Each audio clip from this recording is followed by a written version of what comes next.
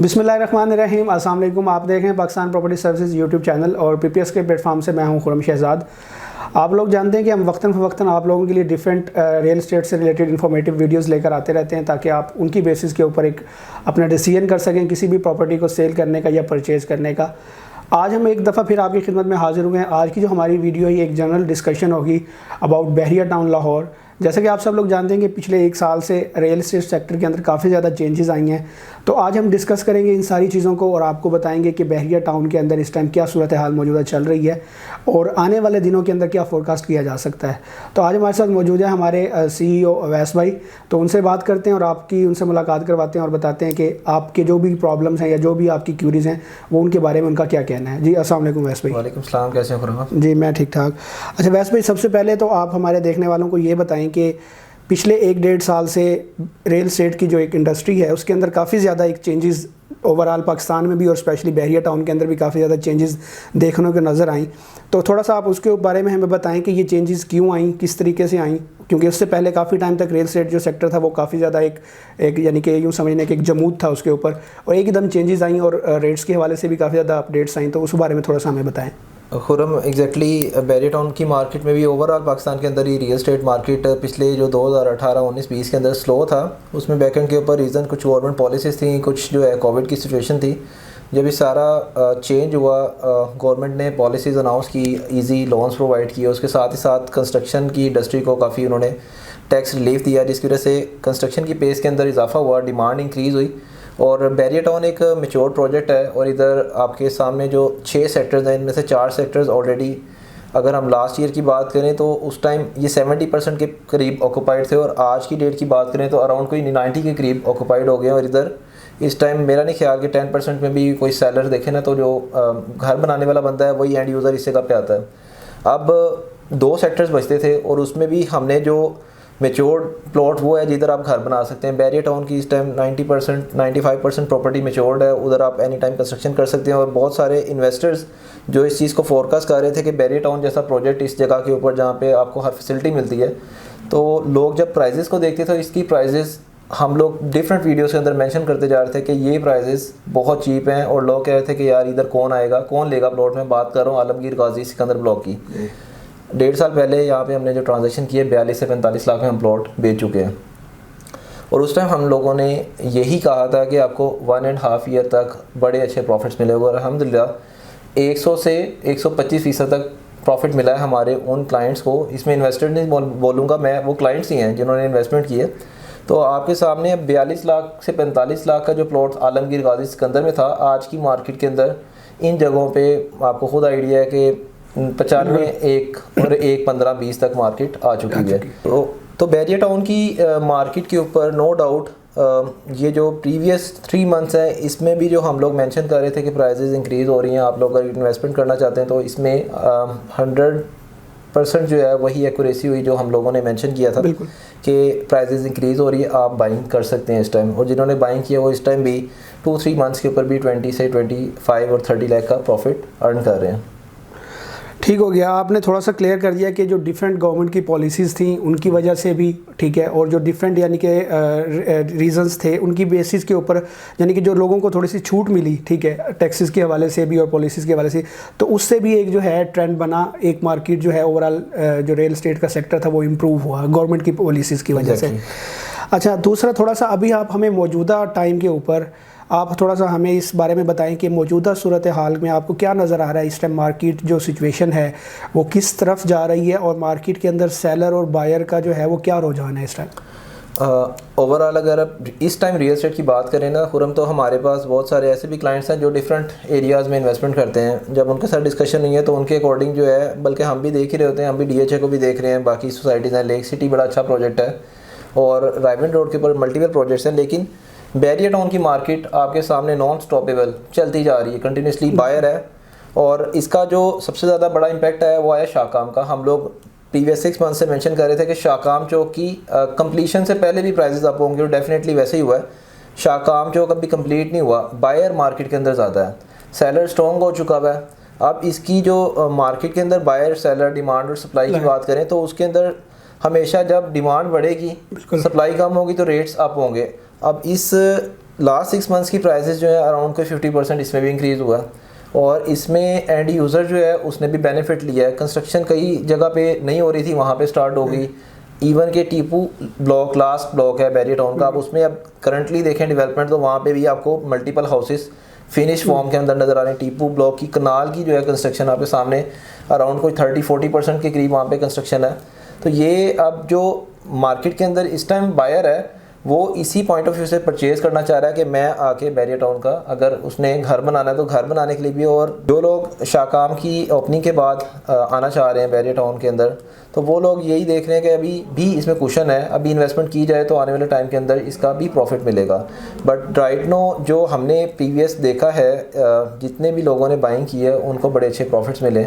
आने वाले 2-3 महीने बैरियर टाउन की मार्केट में मज़ीद ऊपर हैं। अब मार्केट के अंदर अभी तक सेलर शॉर्ट है जिसकी वजह से बायर ज़्यादा होने की वजह से demand day by day prices increase होती जा रही हैं। अच्छा, एक और चीज़ अभी कुछ दिन पहले हमारे सामने आई जो कि पिछले तकरीबन कुछ मंथ्स पहले उसका एक स्टार्ट किया गया और फिर बाद में वो थोड़ा स्लो हुआ, रुका काम, FBR के रेट्स। ठीक है, जो FBR ने टैक्सेस जो LDA से अप्रूव्ड एरियाज़ के अंदर जो उन्होंने अपने जो टैक्सेस की शरह बढ़ानी थी जो शुरू में बहुत ज़्यादा उन्होंने बढ़ाई, जिसकी वजह से फिर कुछ लोगों ने एतराज़ किया और उन्होंने अपना डिसीजन को रिवाइज़ करने के लिए टाइम लिया। अभी कुछ दिन पहले जो है उनका जो रिवाइज डिसीजन है वो सामने आया है। ठीक है, तो उस हवाले से हमें बताएंगे एक तो वो कितनी अमाउंट्स आई हैं सामने, और दूसरा उस अमाउंट्स का जो बैरियर टाउन के अप्रूव्ड सेक्टर हैं, सेक्टर A, B, C, उनके ऊपर और उनकी प्राइसेस के ऊपर, और वहाँ पर जो लोग इन्वेस्ट करना चाह रहे होते हैं या जो लोग वहाँ पर आ रहे होते हैं कि जी हमें वहाँ पर ही स्पेशली प्लॉट चाहिए, तो वहाँ पर उन पर क्या इम्पैक्ट पड़ेगा ओवरऑल? हुरम, जो ऑलरेडी बैरियर टाउन के अंदर रेट्स थे ये पूरे पाकिस्तान में ही रिवाइज़ नहीं हुए थे। सब लोगों को पता है कि एक 2019 से लेके 2022 तक ये रेट रिवाइज़ नहीं हुए थे। रियल एस्टेट मार्केट अप हुई और सबको पता है पिछले 1 साल के अंदर अराउंड कोई 100% के करीब रियल एस्टेट मार्केट की प्राइसेस अप हुई हैं। टैक्सेस के हवाले से जो गवर्नमेंट ने इधर को थोड़ा सा अपना ध्यान किया, इन्होंने फोरकास्ट किया कि जी ये प्राइसेस जो है इसके अकॉर्डिंग नहीं होने चाहिए। करंटली जो रेट चल रहे हैं उसके अकॉर्डिंग FBR को या गवर्नमेंट को रेवेन्यू नहीं जा रहा था। देन बैरियर टाउन के अंदर जो 7.5 लाख रुपये मरला रेट चल रहा था उसको अगर एज़ पर करंट मार्केट हम देखें तो अराउंड को 13.5 लाख से मरला स्टार्ट होता है इस टाइम बैरियर टाउन के अप्रूव्ड एरियाज़ के अंदर। तो अब इसका जो टैक्स रिवाइज़ किया गया 13.5 लाख रुपये मरला के ऊपर अभी जो है इन्होंने प्राइस कर दी है पर मरला। और इससे बैरियर टाउन के 4 सेक्टर्स हैं, इसमें मैं ऑलरेडी आपको बता चुका हूँ कि 90% ऑक्यूपाइड है, 10% एम्प्टी स्पेस बची है जहाँ पे भी कंस्ट्रक्शन नहीं हुई, उसमें से भी 1% के करीब सेलर आता है, 9% होल्डिंग पे है। अब ट्रांजैक्शन ऑलरेडी इन एरियाज़ में बहुत कम होती थी, इधर बने बनाए घरों का काम बहुत ज़्यादा तेज़ी से देखा गया पिछले 1 साल के अंदर। 4 सेक्टर्स के अंदर आपको मैं अगर बताऊँ तो अराउंड कोई जो 20-30% एरिया बचा तो फील्ड अप हो गया। इस वजह से बिल्डर अभी मूव कर रहा है सेक्टर EF की तरफ, वो नॉन अप्रूव्ड एरियाज़ है उसके ऊपर भी मैं भी आता हूँ। सेक्टर D एक 5 मरला का मेजर कैटेगरी का ब्लॉक था। सेक्टर D के अंदर जो आज से 6 महीने पहले कंस्ट्रक्शन कंप्लीट हुई है उसके अंदर आपका 1.5 करोड़ के करीब हर ट्रांजेक्शन हो रही थी। आज की डेट में मटीरियल कॉस्टिंग वगैरह अप हुई, प्लॉट के रेट्स अप हुए, तो आज की डेट में 2 से 2.25 के करीब रेट आ गया। आपको पता है कि 5 मरले के घर का तो डिमांड है, बायर भी है, अब चीज़ें शॉर्ट होती जा रही हैं। रीसेल के अंदर आएगा, घर भी रीसेल के अंदर है, ब्रांड न्यू हाउसेस एक टाइम के ऊपर आके ये सारा बैरियर टाउन के 4 सेक्टर्स में नया घर भी आपको नहीं मिला करेगा, रीसेल के अंदर आएंगे, यूज चीज़ें आएंगी। तो अभी इसका इन सेक्टर्स पे तो टैक्स अप्लाई हो रहा है जी। आगे वाले सेक्टर्स पे हम सबको पता है कि अभी वो नॉन अप्रूव्ड हैं सेक्टर्स, उसकी अप्रूवल अंडर प्रोसेस है। जैसे ही वो अप्रूव होंगे दैन उधर इम्पैक्ट आएगा। बट राइट नो जो इन्वेस्टर है वो इस चीज़ को अंडरस्टैंड कर रहा है। हमसे मोस्टली लोग आते हैं वो जब टैक्स पूछ रहे हैं ना तो वो 4 सेक्टर्स को अवॉइड कर रहे हैं, कह रहे हैं यार चलो इधर नो डाउट गैस है, आगे गैस नहीं है। अब गैस की भी आपको पता है कि गैस का क्या क्राइटेरिया है, 50% ऑक्यूपेंसी के ऊपर आगे गैस आ जाती है। जैसे सेक्टर D इनिशियल स्टेज के ऊपर LDA अप्रूवल नहीं थी लेकिन इसमें गैस 2015 में आ गई थी। सेक्टर EF में आपके सामने जिना, रफ़ी, इकबाल और नश्तर ये सारे ब्लॉक्स 50% के करीब जा रहे हैं और गैस इधर भी आ जानी है। तो गैस का जैसे ही मसला सॉर्ट आउट होना है इधर मज़ीद डिमांड बढ़ेगी। और इसकी जो टैक्सेस के हवाले से अभी रिलीफ है, जो लोग अभी बाइंग करते हैं उनको जस्ट बैरियर की ट्रांसफ़र फ़ीस पे करनी होती है, जिसकी वजह से बायर भी, इन्वेस्टर भी एंड यूज़र भी तीनों इस टाइम सेक्टर E और सेक्टर F में बाइंग कर रहे हैं। और अभी जब तक ये अप्रूवल होगी तब तक फिर ये भी अच्छे खासे ऑक्यूपाइड हो जाएंगे। अच्छा, अभी आपने थोड़ी देर पहले शाहकाम चौक का जिक्र किया था कि शाहकाम चौक की वजह से जो है एक इम्पैक्ट आया प्राइसेस के अंदर और आगे भी आ सकता है। कुछ लोगों का ये ख्याल है कि शाकाम चौक की वजह से प्राइसेस के अंदर जितना इम्पेक्ट आना था वो अभी जब से ये काम स्टार्ट हुआ तो इस दौरान में आ चुका है। मज़ीद वो क्या लोग एक्सपेक्ट करें कि इतना ज़्यादा कोई ख़ास बूम नहीं आएगा शाकाम चौक की वजह से। तो आप मुझे थोड़ा सा उस हवाले से बताएं कि आप क्या राय रखते हैं कि शाकाम चौक के बाद जो पहले तो बूम आना था आया है, इसकी कंप्लीशन के बाद आप कितना % एक एक्सपेक्ट कर रहे हैं कि जी इसके अंदर प्राइसेस के अंदर बूम आएगा, चाहे अगर हम बात करें अलग से अप्रूव्ड सेक्टर्स की भी और जो नॉन अप्रूव्ड सेक्टर्स हैं उनमें भी। खुरम, ये आपने बड़ा ज़बरदस्त सवाल किया है। इसके हवाले से हम लोग प्रीवियस 6 मंथ से जो भी वीडियो बना रहे थे उसमें हम प्राइस फोरकास्टिंग कर रहे थे। तो मार्केट जो हम फोरकास्ट कर रहे थे ना बिफोर शाकाम ओपनिंग की, वो आ चुकी हुई है। जो हम लोग प्रिडिक्ट कर रहे थे कि जब शाकाम ओपन होगा तो गाजी आलमगीर में 1.15, 10, 15, 20 पे मार्केट होगी। ऐसे ही तो अभी तो वो मार्केट करंटली आ गई है। अब रीज़न भी है उसकी बैकएंड के ऊपर के मार्केट के अंदर बायर ज़्यादा है, सेलर कम है। हर बंदा इस टाइम यही सोच रहा है कि शाकाम ओपन होगा तो फिर बेचेगा। अब मैं दुआ करता हूँ कि जब शाकाम ओपन हो तब इससे भी अच्छी उनको ऑफर्स आएँ। बट मार्केट और ओवरऑल जब हम एक सर्वे करते हैं तो सर्वे के अंदर हमेशा ये चीज़ देखी गई है कि आपकी जब एक प्रोडक्ट मार्केट में अवेलेबिलिटी शॉर्ट होती है तो आपकी डिमांड बढ़ती है। अब डिमांड बढ़ रही है, आपकी अपने मुंह मांगे पैसे इस टाइम तो मिल रहे हैं।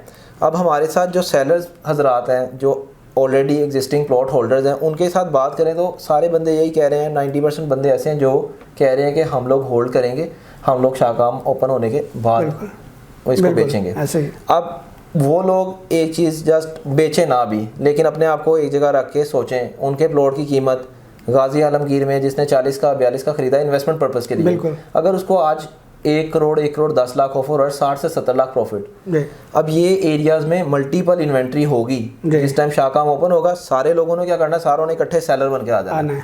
सेलर ज़्यादा आएगा तो मार्केट के अंदर बायर एक लिमिटेड होगा। लेट्स सपोज 50 सेलर आ गया है, 10 बायर है। बिल्कुल, अभी 10 बायर हैं, 1 सेलर है। इसकी वजह से एक चीज़ आती है और रातों रात बिक जाती है। आपके सामने बेहतर चीज़ है बाउंड्रियों के अलावा, तो वो उसकी ट्रांजैक्शन हो रही है और अच्छी ट्रांजैक्शन है इस टाइम, ये बड़े अच्छे प्रॉफिट्स के ऊपर। बट एकदम से जिस टाइम सप्लाई ज़्यादा आएगी शाकाम के बाद, हर बंदा कहेगा जी मैंने प्लॉट बेचना है। उसमें फिर ये कहते हैं जी डीलर उनके रेट गंदे करते हैं। डीलर ने नहीं करना, खुद मार्केट बनाते हैं, क्लाइंट खुद ही मार्केट, आज की मार्केट बनी हुई है, क्लाइंट ने खुद बनाई हुई है। सेलर स्ट्रॉन्ग है, बायर है, बायर आता है, उसको चीज़ तो मार्केट से मिलती नहीं, मिलती है तो वो उसको कहा जाता है जी कि ये इस प्राइस के ऊपर फुल एंड फाइनल, और उसी के ऊपर डील लॉक भी हो रही है, ट्रांजेक्शन हो रही है, बाइंग सेलिंग हो रही है, लेकिन कम हो रही है।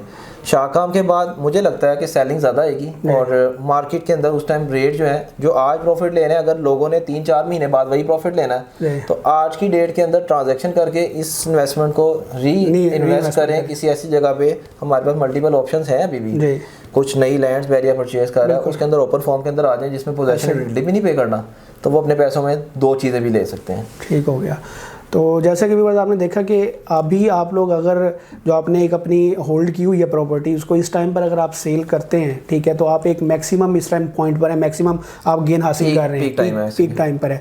तो फ्लाईओवर के इफ्तिताह के बाद आपको जाहिर सी बात है जब एक चीज़ की डिमांड कम ज़्यादा होती है और सप्लाई कम होती है तो तब रेट्स बढ़ जाते हैं। लेकिन जब सप्लाई ज़्यादा हो जाती है और डिमांड थोड़ी कम होती है तो फिर हम ये नहीं कह रहे कि जी रेट्स नीचे आएंगे, लेकिन ये है कि कोई बहुत ज़्यादा एक हाई गेन हम एक्सपेक्ट नहीं करते इसमें से, उस टाइम पर नहीं होगा। आगे चल के कुछ मंथ्स के बाद एक्सपेक्ट किया जा सकता है, लेकिन अभी अगर आप अपनी प्रॉपर्टी को सेल आउट करना चाहते हैं तो ये आपके लिए एक पीक टाइम है जिसमें आप उसको सेल कर सकते हैं। अच्छा, दूसरी बात जो है वो ये है कि आप जो बायर हजरात हैं हमारे, ठीक है, आप उनको क्या रिकमेंड करते हैं कि क्या ये टाइम जो मौजूदा टाइम है ये उनके लिए बाइंग का सही वक्त है? एग्जैक्टली ये टाइम बाइंग का टाइम है। जो लोग, एक तो 2 तरह के बायर हैं, एक है जो कहते हैं कि यार हमने शॉर्ट टर्म इन्वेस्टमेंट करनी है, शॉर्ट टर्म में अगर वो बाइंग करते हैं तो डेफिनेटली शाकाम के बाद उनको गेन मिलेगा। एक है जो इस टाइम घर बनाने की बिल्कुल पॉइंट ऑफ व्यू से परचेज़ करते हैं और उनका यही कंसिडरेशन होती है कि हम बैरियर टाउन का एक रेजिडेंट बने आने वाले टाइम में। अब उनके लिए मेरी रिकमेंडेशन ये है कि आपने अपने बजट को देखते हुए, डिफरेंट एरियाज़ हैं वो हम लोग, हमारी टीम आपको गाइड करेगी कि किस एरिया के अकॉर्डिंग हम मोस्टली, जब भी हमें कोई कॉल आती है तो हम डेफिनेटली सबसे पहला हमारा क्वेश्चन ये होता है कि आपका बजट क्या है। बजट हम इस वजह से पूछते हैं कि आपके बजट के मुताबिक देन आपको वो चीज़ हम ऑफ़र करें। अब एक क्लाइंट है, उनका बजट 1 करोड़ का है, तो आपको पता है 1 करोड़ के अंदर हमारे पास सेक्टर एफ में ही ऑप्शन हैं। ऐसे ही अब वो कहें कि सेक्टर सी में मुझे चाहिए, तो हम लोग उसको ना, हमारे लिए इतना टाइम है और उनका भी टाइम वेस्ट होगा, तो हम लोग उनको डायरेक्टली सेक्टर एफ की ऑप्शन पे ले जाते हैं। अब बायर इस टाइम अपने पैसे पॉकेट में रखने की बजाय अपने पैसों को इन्वेस्ट कर दे बैरियर टाउन के अंदर। मैं स्पेशली बैरियर टाउन के अंदर क्यों कह रहा हूँ, क्योंकि शाहकाम चौक गेम चेंजर है। अभी रिंग रोड का नेक्स्ट जब भी होगा स्टार्ट तो एक फर्दर जंप आएगा, बट शाहकाम की ओपनिंग के बाद फिर ये पैसे डीवैल्यू हो रहे हैं आपके, बजाय इसके डीवैल्यू करने के आप इसको प्रॉपर्टी में इन्वेस्टमेंट में रखें, ताकि आने वाले टाइम के अंदर आपने अगर शॉर्ट टर्म इन्वेस्टमेंट किया है या बेशक आपने कंस्ट्रक्शन पॉइंट ऑफ व्यू से परचेज़ किया है, दोनों पॉइंट ऑफ व्यू से इस टाइम बायर के लिए गोल्डन टाइम है बैरियर टाउन के अंदर कोई भी प्रॉपर्टी खरीदने के लिए। बिल्कुल।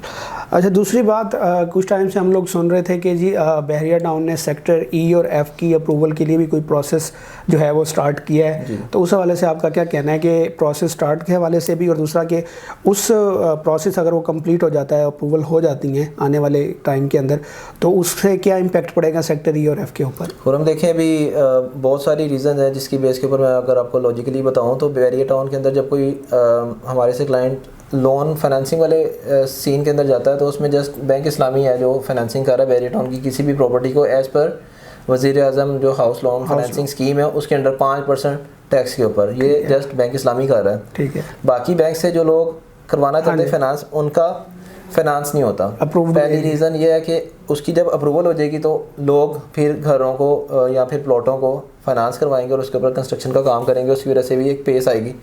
सेकंड नंबर पे जो अप्रूवल से पहले जिन लोगों ने बाइंग कर ली उनको टैक्स में कमी आ रही है, सेव हो रहा है। 4-5 लाख रुपया जो टैक्स पे करना है बाद में, वो अभी की बचत है, और आफ्टर उसके बाद जब इसकी अप्रूवल हो जाएगी तो डेफिनेटली डिमांड मज़ीद बढ़ेगी, तो अभी राइट टाइम है। हाँ जी, और गवर्नमेंट को जो बैरियर टाउन ने जो इसको LDA को डॉक्यूमेंटेशन सबमिट किए हैं, पहले सेक्टर EF इलीगल आता था, मतलब नॉन अप्रूव्ड, और अभी इसका अंडर प्रोसेस आ रहा है। और होता क्या है, बैरियर टाउन एक रीजन को, एक एरिया को एक्वायर करता है, परचेज़ करता है, उसमें जो छोटी छोटी पॉकेट्स होती है मैक्सिमम जो एरिया एक्वायर कर लेता है, देन उसको अप्रूवल के लिए सबमिट करता है। बाकी सोसाइटी से हट के इनका थोड़ा सा जो अप्रूवल का इनका लेने का तरीका है। अब बैरियर टाउन के 4 सेक्टर जो पिछले अप्रूव हुए हैं, देखें सेक्टर D चारों तरफ से कम्पैक्ट हो गया, एक तरफ से कनाल, एक तरफ से ओवरसीज़ AB, और एक तरफ जो है गार्डिनिया, और एक तरफ से ये जो आपका गुलमोहर और ये साइड आती है बीच में सेक्टर D है चंबेली वाली। अब सेक्टर E में भी मैक्सिमम एरिया इस टाइम बैरियर टाउन ने एक्वायर कर लिया। इसमें रफ़ी जिना, इधर से कायद, और सारी एरिया कम्पैक्ट हैं। तो नेक्स्ट बारी है सेक्टर E की, और उसके बाद है सेक्टर F की। सेक्टर F में भी आपके सामने maximum area barrier town acquire कर चुका है। जी व्यूअर्स, जैसे कि आपने देखा कि वैस भाई ने बताया कि वो लोग जो काफ़ी टाइम से अपनी प्रॉपर्टी को होल्ड करके बैठे हुए हैं, तो ये उनके लिए एक पीक टाइम है कि वो अपनी इस प्रॉपर्टी को डिस्पोज ऑफ करें। और जो बैरियर टाउन की फ्यूचर के अंदर या अभी भी कुछ जो न्यू डील्स आई हुई हैं जो ओपन फॉर्म्स में हैं, तो आप उसके अंदर इन्वेस्ट करें ताकि आप मज़ीद एक अच्छा गेन हासिल कर सकें। और जो वो लोग जो न्यू एक परचेज़ करना चाह रहे हैं, तो उनके लिए भी ये बेस्ट इसी टाइम इसीलिए है क्योंकि आगे आने वाले डेज़ के अंदर एक तो अप्रूवल का एक फैक्टर आना है, उसके अलावा शाहकाम का भी फैक्टर आना है, तो उसकी वजह से उनके लिए भी ये एक बेस्ट टाइम है कि अगर उनके पास कोई अमाउंट है जो वो इन्वेस्ट करना चाह रहे हैं तो वो इसको इस टाइम पर इन्वेस्ट कर सके। अच्छा, ये तो सारी बातें हो गई, एक ओवरऑल हमने देख लिया। अब अगर हम अपने क्लाइंट्स को बताना चाहें कि इस टाइम के ऊपर इन्वेस्टमेंट पॉइंट ऑफ व्यू से 5 मरला 10 मरला या 1 कनाल के वो कोई प्लॉट लेना चाहते हैं, तो आप कौन से ब्लॉक्स को या कौन से सेक्टर्स को जो है वो रिकमेंड करेंगे? और इस टाइम जो है मैं रिकमेंड करूँगा फर्स्ट ऑफ ऑल जितनी भी एक्सटेंशंस हैं, वर्ड एक्सटेंशन सुन के बहुत सारे क्लाइंट्स को ये एक टिपिकल सा वर्ड लगता है कि एक्सटेंशन। एक्सटेंशन बेसिकली वो एरिया होता है जो एक ब्लॉक फर्दर एक्सटेंड होता है जिसमें आगे लैंड है। तो जब इसे कंपैरिजन में आते हैं तो वो एरियाज़ के ऊपर जो है ना, आपको अगर उसी जगह पे जहाँ पे न्यू डेवलपमेंट स्टार्ट होती है, जो उससे प्रीवियस जो डेवलप एरिया होता है उसके अंदर प्राइजेस का अच्छा खासा क्वेश्चन होता है। एग्जांपल दे दो, जिना ब्लॉक और जिना की एक्सटेंशन। अब जिना एक्सटेंशन की और जिना की अभी जो वैल्यू है इसमें 15 से 20 लाख का फ़र्क है। अब जैसे ही जिना एक्सटेंशन का पोजेशन अनाउंस होगा तो इसकी सिमिलर प्राइस हो जाएगी।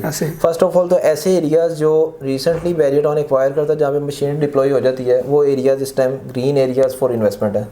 सेकंड नंबर पे हम लोग थोड़ा सा ट्रैवल अगर आगे को करें तो मैं फिर आलमगीर, सिकंदर गाजी, इनको हम पिछले 1 साल से मेंशन कर रहे हैं कि ये इन्वेस्टमेंट के लिए बेहतरीन ब्लॉक्स हैं, 100% डेवलप है, और इसके अंदर इस टाइम घरों की तामीर का काम शुरू हो गया। सेकंड नंबर पे रोड अप्रोच की बात करूं तो रोड अप्रोच में जो लोग पूरा बैरियर टाउन घूम के नहीं आना चाहते, उनको ईजी अप्रोच है एनएफसी की साइड से, आप इन ब्लॉक्स को अप्रोच करने से पहले ब्लॉक बनते हैं। तो मेरे ख्याल से सेक्टर ई और सेक्टर एफ में, सेक्टर ई सेक्टर एफ में इस टाइम जो है इन्वेस्टमेंट बनती है। और इस साइड से अगर हम अप्रूव्ड एरिया की बैक साइड पे जीवीआर चले जाएं, जीवीआर 3 जो है ऑलमोस्ट उनको मर्ज कर दिया गया जीवीआर 1-2 के साथ, 1-2 को इकट्ठा 1 और 3 को इकट्ठा कर दिया, और जो 2 है उसकी अभी अप्रोच का मसला, उसका पोजेशन नहीं है। तो इस एरिया साइड के ऊपर जो है जीवीआर और इधर से सेक्टर ईएफ, ये दोनों साइड्स जो हैं इस टाइम इन्वेस्टमेंट के लिए रिकमेंडेड है। आने वाले टाइम के अंदर जो लोग भी यहाँ पे इन्वेस्टमेंट कर रहे हैं उनको बड़े अच्छे प्रॉफिट्स मिल रहे हैं। जी व्यूअर्स, जैसे कि आपने रिकमेंडेशन सुनी, और जाहिर सी बात है अगर लॉजिकली भी बात की जाए तो जिस एरिया के अंदर अभी डेवलपमेंट हो रही है, तो जैसे ही उसकी डेवलपमेंट कंप्लीट होगी तो उसके अंदर एक अच्छा आपको गेन देखने को मिलेगा। तो उस लिहाज से अगर आप इन्वेस्टमेंट करना चाह रहे हैं तो जितनी भी ब्लॉक्स की एक्सटेंशंस हैं वो आपके लिए एक अच्छी ऑप्शन हो सकती हैं, जैसे जिनाह एक्सटेंशन हो गई, निश्तर एक्सटेंशन हो गई। उसके अलावा अगर आप जो है मूव करते हैं टुवर्ड्स आगे गाजी आलमगीर सिकंदर ब्लॉक की तरफ, वहाँ पर आलमगीर की एक्सटेंशन है, वहाँ पर भी आप इन्वेस्ट कर सकते हैं। उसके अलावा गजनवी ब्लॉक की एक्सटेंशन है जहाँ पर अभी मिनिमम रेट्स हैं, तो उसके अंदर भी आप इन्वेस्ट कर सकते हैं। और अगर आप जो मेन ब्लॉक्स हैं गाजी आलमगीर, तो वहाँ पर अभी एक आपको जो है एक अच्छा एक मार्जिन मिल सकता है फ्यूचर के लिए। एग्जैक्टली। अच्छा, उसके अलावा आप मुझे ये बताएं कि थोड़ा सा अगर हम सेक्टर ई एफ को एक साइड पे रखें और सेक्टर बी एंड सी को एक साइड पर रखें, ठीक है, तो आप क्या देखते हैं कि आने वाले दिनों के अंदर ज़्यादा जो गेन है वो किन सेक्टर्स के अंदर एक्सपेक्ट किया जा रहा है? खुरम, आपको मैं पहले ही बता चुका हूँ कि सेक्टर बी सी जो साइड है ना, ये 90% इस टाइम ऑक्यूपाइड है, इधर घर बन चुके हैं। अब प्लॉटिंग के हवाले से हम देखें तो सेक्टर ई एफ में ही ऑप्शन बचती है, और बजट वाइज भी आपको प्राइजेस देखें, जो सेक्टर बी सी की साइड है इधर इस टाइम अराउंड 1,70,75, 1,90,00,000, 2 करोड़ प्लस का प्लॉट हो गया। बिल्कुल। बने बनाए जो घर हैं उसमें जो नए ब्रांड न्यू घर हैं 4-4.25 करोड़ के ऊपर ट्रांजैक्शन देखने को मिल रही है। 10 मरला के घर की यूज़ घर आपका कोई 2.25 से स्टार्ट होता है, उसकी डिपेंड करता है उसकी सिचुएशन के ऊपर कि वो किस कंडीशन के अंदर है। तो ईएफ में ही मैं समझता हूँ कि इस टाइम जो है ना आपको प्रॉफिट ज़्यादा है। बैरियर टाउन की एक पॉलिसी है नॉन यूटिलाइजेशन की, आप और वो व्यूअर्स हमारे जो ऑलरेडी बैरियर टाउन के अंदर इन्वेस्टमेंट कर चुके हैं उनको आइडिया है। अब नॉन यूटिलाइजेशन बैरियर की इस टाइम सेक्टर एफ के अंदर चार्ज नहीं हो रही, सेक्टर ई पे भी इम्प्लीमेंट होती है। सेक्टर ई में जब इन्वेस्टमेंट करते हैं तो आपको ट्रांसफ़र फीस पड़ती है, उसमें टैक्सेस नहीं पड़ते, वो ऑलरेडी मैं मेंशन कर चुका हूँ। तो जो लोग अभी 100% इन्वेस्टमेंट के पॉइंट ऑफ व्यू से परचेज़ करना चाह रहे हैं उनको सेक्टर एफ ही रिकमेंड करता हूँ कि उसमें आप परचेज़ करें, क्योंकि इन एरियाज़ के ऊपर नॉन यूटिलाइजेशन आपको 1 साल के इन्वेस्ट कर रहे हैं तो 7500 रुपया जो बैरियर चार्ज करता है, उसकी वजह से लाख रुपया तो आपका 1 साल का गया। तो आपका प्रॉफिट का अगर आपने पार्ट बनाना है उसको, तो आपने इन्वेस्टमेंट करनी है, आपका अगर सोली पर्पज़ जो है इन्वेस्टमेंट का, तो फिर आप सेक्टर एफ के अंदर ही इन्वेस्टमेंट करें। उसके अंदर भी टाइम है क्योंकि उसका पोजीशन लेट आया था, और बैरियर टाउन की पॉलिसी है सेक्टर सी के पोजीशन को अराउंड कोई 12-15 साल हो गए हैं, जिसकी वजह से यहाँ पे बैरियर फोर्स कर रहा है उन लोगों को जिनको बड़े अच्छे प्रॉफिट्स हुए हैं। अराउंड कोई अगर मैं बात करूँ तो 500+ % प्रॉफिट हुआ है इस साइड की इन्वेस्टमेंट के ऊपर। तो अब सेक्टर एफ के अंदर भी है ऑप्शन, बैरियर ने जब तक अलाउ किया हुआ है आप लोग इसके अंदर इन्वेस्ट करें, सेल करें, परचेज़ करें, कोई चार्जेस नहीं है। जी वैस भाई, आपका बहुत बहुत शुक्रिया कि आपने आज हमारा टाइम दिया और जो है एक डिटेल हमने डिस्कशन की इस हवाले से। जी व्यूअर्स, आपने देखा कि वैस भाई ने जो रिकमेंडेशंस दी हैं वो बिल्कुल टू द पॉइंट हैं, ठीक है। आप लोगों ने, जाहिर सी बात है कि एक एरिया वो है जो कि ऑलरेडी एक फुली डेवलप्ड है और फुल है, तो उसके अंदर आप मैक्सिमम अपनी वो प्राइस पर है इस टाइम। उसके अंदर मज़ीद अगर कोई गेन आता भी है तो वो इतना गेन नहीं होगा जितना कि आपको उन एरियाज़ में देखने को मिलेगा जहाँ पर अभी प्राइसेस कम हैं, क्योंकि जो एक एरिया ऑलरेडी अपने पीक पर पहुँच चुका है उसमें मज़ीद कितना आगे जाना है, ये एक जेन्युइन सी बात है, एक क्लियर बात है। तो इसलिए अगर आप लोग इन्वेस्ट करना चाह रहे हैं तो हम आपके लिए रिकमेंड करेंगे सेक्टर ई और एफ़ को, अगर आप अपनी फ्यूचर इन्वेस्टमेंट के लिए या आप अपना घर बनाना चाहते हैं, क्योंकि इसमें काफ़ी सारी, एक तो आपको टैक्सेस की छूट भी मिल रही है और अभी आपकी प्राइसेस भी जो हैं वो एक आपके बजट के अंदर हैं। तो मुझे उम्मीद करता हूं कि आज की जो हमारी एक वीडियो थी, एक डिस्कशन थी, आपके काफ़ी सारे जो डाउट्स होंगे, जो क्वेश्चंस होंगे उनके क्लियर भी हो चुके होंगे, उन आपके डाउट्स और जो क्वेश्चंस होंगे उनके आंसर्स भी आपको मिल चुके होंगे। तो हमारी ये वीडियो बनाने का मकसद भी यही था कि हम आप तक वो इन्फॉर्मेशन पहुँचाएँ जो आप बैठ के सोच रहे होते हैं कि जी कहाँ पर इन्वेस्टमेंट करनी चाहिए, हम अपनी जो एक हार्ड अर्न मनी है उसको कहाँ पर लगाएँ। तो इस वीडियो से आप काफ़ी हद तक जो है आप क्लियर पिक्चर जो है वो आपको मिल चुकी होगी। तो आप हमारी स्क्रीन पर हमारे नंबर्स देख रहे होंगे, तो अगर आप इनसे रिलेटेड कोई भी इंफॉर्मेशन लेना चाहते हैं, कोई भी सेल एंड परचेज़ करना चाह रहे हैं, तो आप हमारे दिए गए नंबर्स पर रब्ता कर सकते हैं। इंशाल्लाह आपको फुली जो है वो गाइड किया जाएगा, फुली कोऑपरेशन आपके साथ किया जाएगा और एक अच्छी जो है तरीके से एक डील को लेकर चला जाएगा। तो एक नए वीडियो में एक नए टॉपिक के साथ फिर आपसे मुलाकात होगी, तब तक के लिए अल्लाह हाफिज़। व्यूअर्स, हमारे चैनल पे अगर आप न्यू हैं तो इसको सब्सक्राइब कर लें, ताकि हम लोग जो आपके लिए वर्किंग कर रहे होते हैं उसमें हमें मज़ीद एफिशिएंसी मिलती है वर्किंग पॉइंट ऑफ व्यू से। इंशाल्लाह बैरियर टाउन, बैरियर ऑर्चर्ड की मार्केट को हम अल्हम्दुलिल्लाह प्रॉपर तौर पर वर्किंग में लेके आते हैं और इसके हवाले से जो भी लेटेस्ट अपडेट आ रही होती है हम लोग ट्राई करते हैं कि उसमें मैक्सिमम वर्किंग करके देन आपको जो है उसके हवाले से अपडेट किया जाए। इंशाल्लाह एक नई वीडियो के साथ आपकी खिदमत में दोबारा हाजिर होंगे। Thank you so much for watching us. अल्लाह हाफ़िज़।